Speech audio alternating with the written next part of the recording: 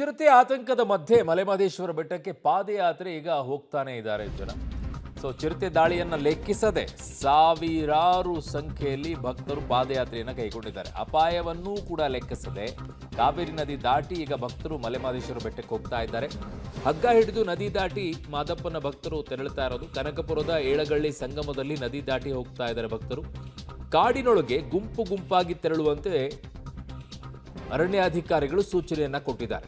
ಯಾರು ಕೂಡ ನೀವು ಒಬ್ಬೊಬ್ಬರೇ ಓಡಾಡಕ್ಕೆ ಹೋಗಬೇಡಿ ಅಂತ ಹೇಳಿ ಗುಂಪು ಗುಂಪಾಗಿನೇ ನೀವು ಹೋಗಬೇಕು ಅನ್ನುವಂಥದ್ದನ್ನ ಸೂಚನೆಯನ್ನು ಕೊಟ್ಟಿದ್ದಾರೆ. ಆ ನಿಟ್ಟಿನಲ್ಲಿ ತೆರಳುತ್ತಾ ಇದ್ದಾರೆ. ಈ ದೃಶ್ಯಗಳನ್ನು ನೋಡ್ತಾ ಇದ್ದೀರಾ. ಏಳಗಳ್ಳಿ ಸಂಗಮದಲ್ಲಿ ನದಿಯನ್ನು ದಾಟಿಕೊಂಡು ಮುಂದೆ ಹೆಜ್ಜೆಯನ್ನು ಇಟ್ಕೊಂಡು ಹೋಗ್ತಾ ಇದ್ದಾರೆ.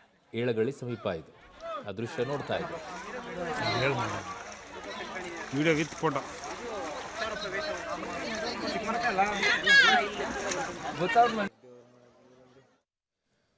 ಇದು ಅಪಾಯವನ್ನು ಕೂಡ ಲೆಕ್ಕಿಸದೆ ನದಿಯನ್ನು ದಾಟ್ಕೊಂಡು ಹೋಗ್ತಾ ಇದ್ದಾರೆ. ಹಗ್ಗ ಹಿಡ್ಕೊಂಡು ನದಿ ದಾಟ್ಕೊಂಡು ಹೆಜ್ಜೆಯನ್ನು ಹಾಕ್ತಾ ಇದ್ದಾರೆ ಕಾಡಿನೊಳಗಡೆಗೆ. ಮಲೆಮಹದೇಶ್ವರ ಬೆಟ್ಟಕ್ಕೆ ಸಹಸ್ರಾರು ಭಕ್ತರು ಪಾದಯಾತ್ರೆ ಮಾಡ್ತಾ ಇದ್ದಾರೆ. ಕಾರಣ ಶಿವರಾತ್ರಿ ಭಾನುವಾರ. ಸಂಗಮ ಅರಣ್ಯ ಪ್ರದೇಶದ ಕಾವೇರಿ ನದಿ ದಾಟಿ ನಡಿಗೆಯನ್ನ ಮಾಡ್ತಾ ಇದ್ದಾರೆ. ಕನಕಪುರ ತಾಲೂಕಿನ ಸಂಗಮ ಅರಣ್ಯ ಪ್ರದೇಶ ಇದು. ಬೆಂಗಳೂರು, ತುಮಕೂರು, ಕೋಲಾರ, ರಾಮನಗರ ಸುತ್ತಮುತ್ತಲಿನ ಜಿಲ್ಲೆಗಳಿಂದ ಸಾವಿರಾರು ಸಂಖ್ಯೆಯಲ್ಲಿ ಮಹದೇಶ್ವರನ ಭಕ್ತರು ಪಾದಯಾತ್ರೆ ಮಾಡ್ತಾ ಇರೋದು. ನಾಳೆ ಸಂಜೆಯವರೆಗೂ ಮಾತ್ರ ಪಾದಯಾತ್ರೆ ಮಾಡೋಕೆ ಅವಕಾಶ ಇದೆ.